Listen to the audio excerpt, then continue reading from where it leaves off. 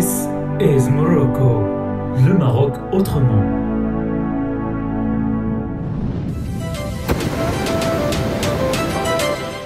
Bonjour tout le monde et bienvenue dans ce nouvel épisode de votre émission This is Morocco. Aujourd'hui, nous allons découvrir la première maison haute couture marocaine exclusivement pour hommes, fondée par Shakir Belhaloumi à Marrakech sous le nom de Sidi Marrakech Tailoring. Sans plus tarder, allons visiter le showroom.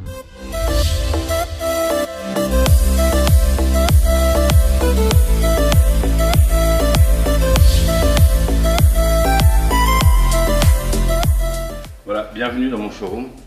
Voilà, ici je vous montre une gamme en noir et blanc. Peut-être que je vais commencer par un croisé, un bouton. Alors pourquoi un croisé, un bouton? Ça rajeunit un peu la coupe et puis ça raccourcit un peu la veste et vous verrez que à partir du moment où on met une veste avec un bouton, ben voilà, ça se présente comme ça sur le croisé, un bouton et donc ça rajeunit la coupe. C'est simple, voilà, c'est net, c'est précis, on peut aller en soirée. Alors ici vous avez une gamme de noir et blanc, très sympa. Donc ça c'est un peu plus cérémonie, ça peut être soirée, mais on peut très bien le mettre en détente comme ceci. Et donc ça peut très bien aller avec ce que je porte. On est sur du noir et blanc, et puis après un changement de matière au niveau de la chemise qui est en soie. Et donc voilà, ça se mélange très bien, et puis c'est chic sans devoir commencer à trop surcharger quoi. Donc voilà, plutôt le premier bouton. N'oubliez pas un petit conseil, le deuxième bouton, il faut jamais le fermer, voilà.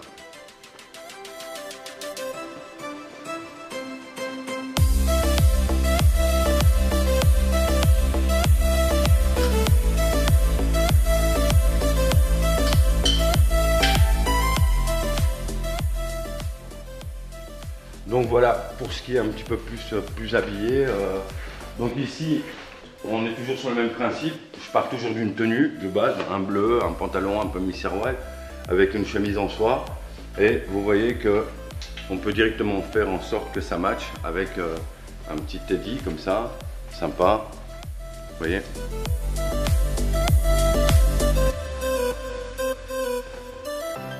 Voilà, on peut soit sortir, soit avoir quelque chose de plus détendu. Voilà. Donc, évidemment, ça match aussi avec celle-ci. Je vais vous la montrer.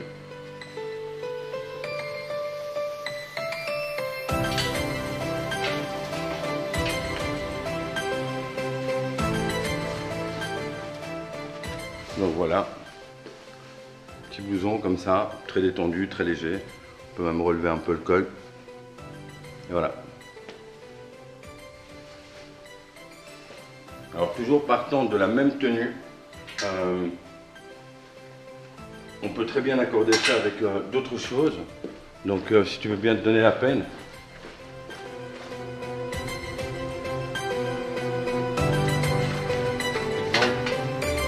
Voilà. Toujours dans des vestes très légères.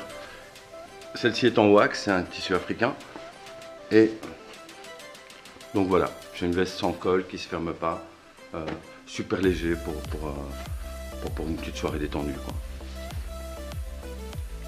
Voilà, alors suivant le même principe, donc ça on a dit que c'était du wax. Et puis après vous avez du basin, c'est aussi une autre matière africaine utilisée au Mali. Et donc voilà également une veste très légère. Voilà.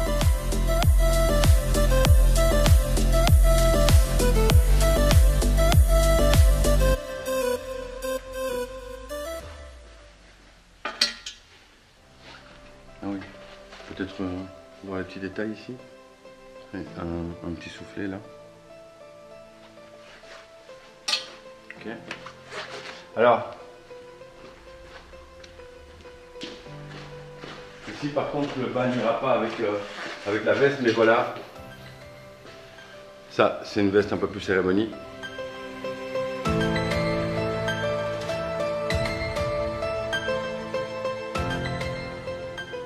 Avec un petit revers un peu fun. Et donc voilà ce que ça donne. Et voilà.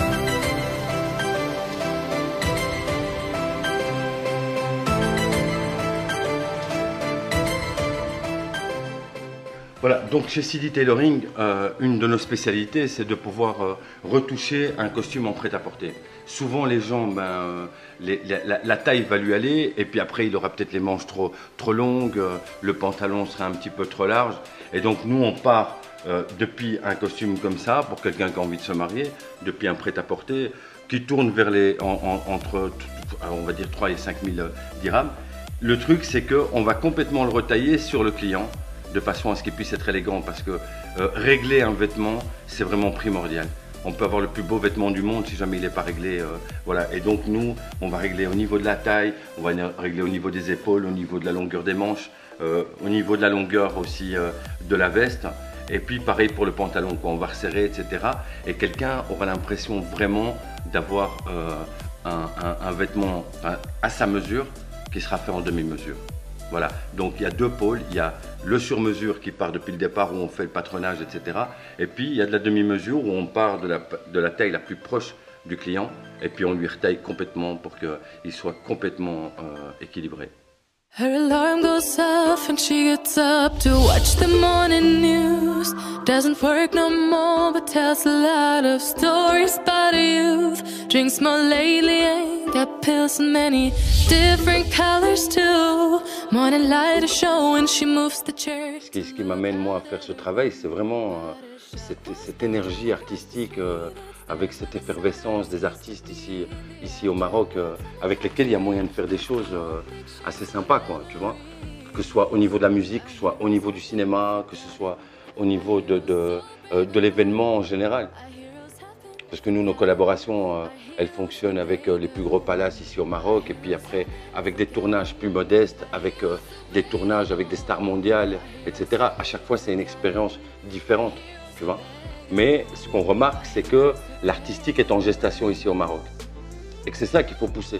Il faut pousser à le professionnaliser, à essayer d'amener les gens à ce qu'ils tiennent de l'importance pour tous les aspects des choses. Que ce soit l'aspect vestimentaire, c'est ce qui m'intéresse moi. Bon, l'aspect de jeu au niveau acting, parce que bon, je fais aussi un peu un travail d'acting et d'acteur, etc. Et que je me rends compte que les deux rassemblés, ça donne beaucoup plus de logique à un projet. Donc voilà, en gros, il y a beaucoup de tournages où, par exemple, les gens viennent la veille et puis ils veulent faire les compositions au niveau des vêtements, etc. Et ça veut dire qu'ils donnent moins d'importance à ça. Et pourtant, c'est une importance capitale dans la façon dont les choses elles doivent se faire. Parce que ce qui va renvoyer, si c'est un travail d'image, l'image est importante, donc la tenue vestimentaire l'est davantage. Et d'ailleurs, c'est ce qui nous manque ici un petit peu, c'est pousser ce professionnalisme au point du détail. Nous, on fait le gros, mais le détail, on va le négliger. Et moi, ce que j'essaye d'amener par rapport à mon travail, c'est justement de correspondre à des codes couleurs. Bon, tu reçois un artiste, par exemple, la preuve que tu dois le recevoir quelques jours avant, c'est que tu dois prendre une photographie de son physique. Depuis son physique, tu as son style, tu as la colorimétrie. Et puis de la colorimétrie, tu as sa morphologie. Et donc, tu dois rassembler le tout pour qu'il soit cohérent. D'accord? Si tu as un tout petit comme ça et qui vient la veille et que tu lui mets du carreau, ben, ça ne va pas sortir convenablement. Tu vois? Si tu as un tout grand qui fait 1,95 m et que tu lui mets des lignes, il va toucher le ciel à un moment. Tu vois? Donc, c'est un petit peu... Ça, c'est notre travail de coaching personnel. Et après... mettre en place les couleurs, les phases et même les matières pour mettre vraiment sublimer les personnes. Parce que quand tu regardes un clip en France ou aux États-Unis, etc., ces aspects-là, ils sont mis en évidence. Nous, on le fait un peu moins, ce qui est dommage. Le cliché que j'ai toujours vu, c'est un groupe de rap.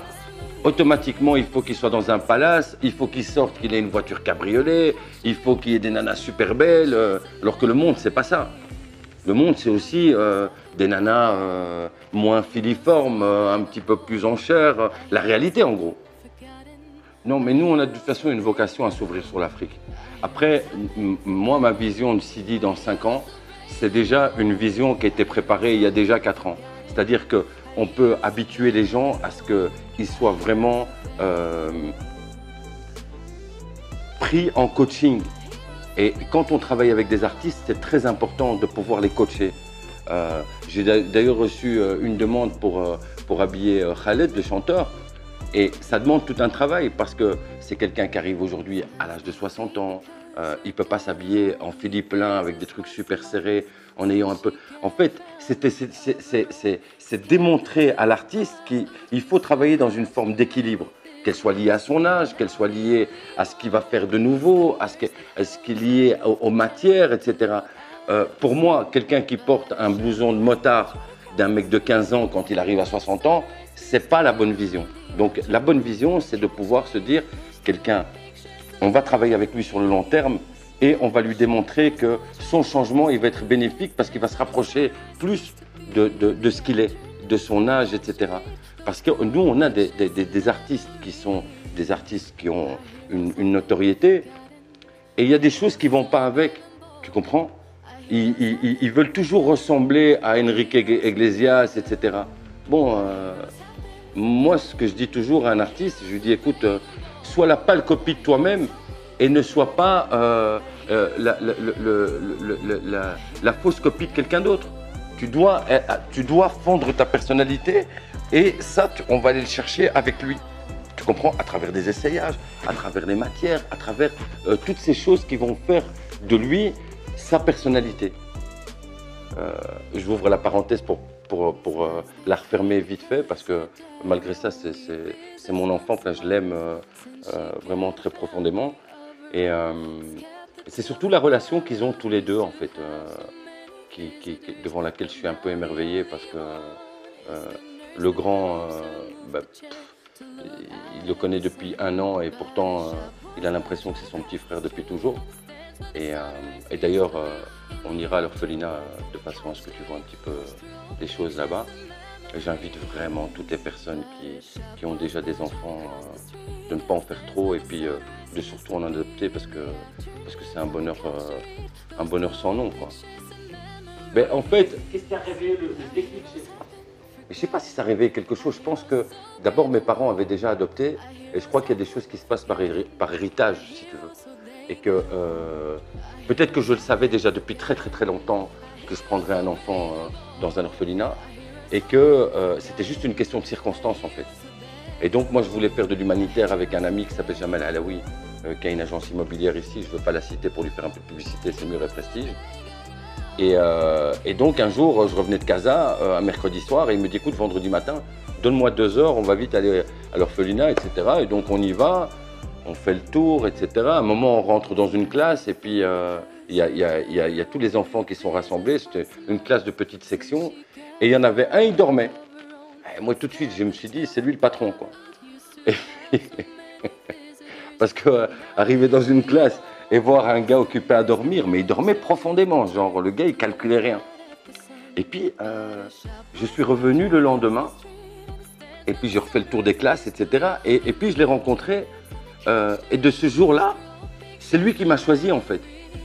Et de ce jour-là, on ne s'est plus jamais lâché en fait. Et je sais pas, il n'y avait rien de prémédité. Et bon, après 8-9 jours où j'allais et je revenais, il y avait l'image de ce petit garçon qui me hantait. Et un jour, j'ai fait une vidéo, je l'ai envoyée à mon fils, le grand, et je lui ai dit, écoute, je suis prêt à le prendre parce qu'il s'est passé quelque chose. Et donc voilà, après, naturellement, les choses se sont faites, quoi. J'ai commencé d'abord par passer des après-midi avec lui parce qu'il avait que 3 ans. Et puis, je l'ai ramené chez moi, il a dormi quelques après-midi. Et puis des week-ends, et puis après des semaines. Et voilà, et après, t'évolues avec lui. Et bon, c'est un enfant extraordinaire, d'une grande intelligence et tout. Et aujourd'hui, il a son petit matériel de golf, il vient jouer avec moi et tout. Il est très marrant, il m'apporte beaucoup de bonheur. Et voilà, quoi. Juste pour revenir sur les bénévoles, ici tu en as plus de 5 et puis il y en a encore une vingtaine de l'autre côté. Alors, tu as un caractère international, par exemple, tu as notre ami Hamza, qui vient de Chine, hein, Ah ouais. d'accord, et qui est prof d'anglais, et qui est venu ici, d'ailleurs c'est un anglophone, mais présente-toi Hamza directement. Okay, thank you. My name is Hamza. An English teacher. I teach in China and I came to Morocco for a while. And it's a great chance for me to volunteer here and share my English knowledge with these amazing kids in Dar Bouida. Sinon, Pas tout à fait, ça fait 6 mois que je suis arrivée et je viens de France. Principalement, je m'occupe d'apprendre le français aux enfants, mais aussi juste jouer avec eux tous les jours, essayer de les épanouir, les faire sourire. Et puis leur apporter un peu de bonheur et de gaieté. tu rentres quand en France? Quand l'aéroport sera ouvert. Ça veut dire quand les enfants ils auront 16 ans, d'accord? Donc elle est partie déjà pour un moment, elle s'est habituée. Alors comment tu t'appelles encore? C'est Jamila. Jamila, t'es de Marrakech toi? Ouais, T'es en plein master et tout. Hein. Ouais. Et t'as tout arrêté, t'es venu ici? Oui, en fait, j'ai mon projet de fin d'études, mais j'ai tout laissé. Et je suis venue là pour partager avec les gens mon expérience, un peu de mon énergie, parce que le travail associatif reste toujours mon centre d'intérêt. Voilà, moi je suis né en France en 78, donc j'ai grandi à partir de 12 ans dans un orphelinat qui s'appelle les Orphelins Apprentis d'Auteuil, où là j'ai connu les chevaux, qui m'ont vraiment apporté beaucoup. Et depuis une quinzaine d'années, je reviens en France, je reviens au Maroc pour créer une association qui s'appelle Association franco-marocaine d'équitation thérapeutique. Ça fait 15 ans. Et là, depuis très peu, j'ai connu M. Hubert et là, je réalise mon rêve, c'est de travailler dans un orphelinat. Bravo. Encore une fois, tu as vu, sur l'international, il y a beaucoup de gens qui sont mobilisés. Et voilà, c'est un appel à tout le monde, aux gens du Maroc, aux gens de l'extérieur. Mobilisez-vous, venez passer du temps avec les orphelins ici, faites du bénévolat. En gros, aidez quoi, ça vous fera du bien. Moi, je suis ici, mon but c'est de faire part dans un changement positif pour ma communauté et pour aussi pour un but qui est personnel, c'est pour un but de croissance et d'apprentissage aussi. Et pour bien sûr leur faire plaisir et jouer avec eux, et leur porter du bonheur. Incroyable, incroyable, je suis soufflé, il y en a une trentaine comme ça. C'est des jeunes, ils ont entendu dire qu'il y avait une demande ici pour des enfants qui avaient été abandonnés, des nourrissons pendant le confinement, une trentaine. Et bon, ils ont tous répondu présent, ils se sont sacrifiés, ils dorment dans des bureaux, etc. Moi j'ai déjà vu, et juste pour donner du plaisir et de la chaleur aux enfants. Merci. Merci à vous. Dar Bouida est situé à Tahnaout, près de Marrakech.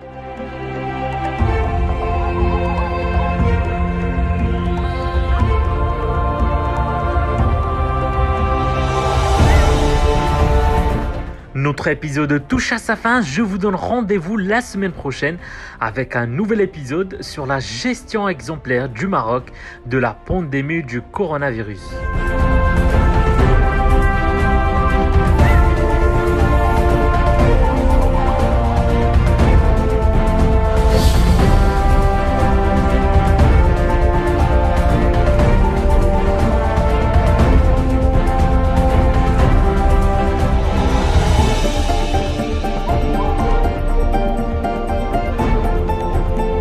This is Morocco.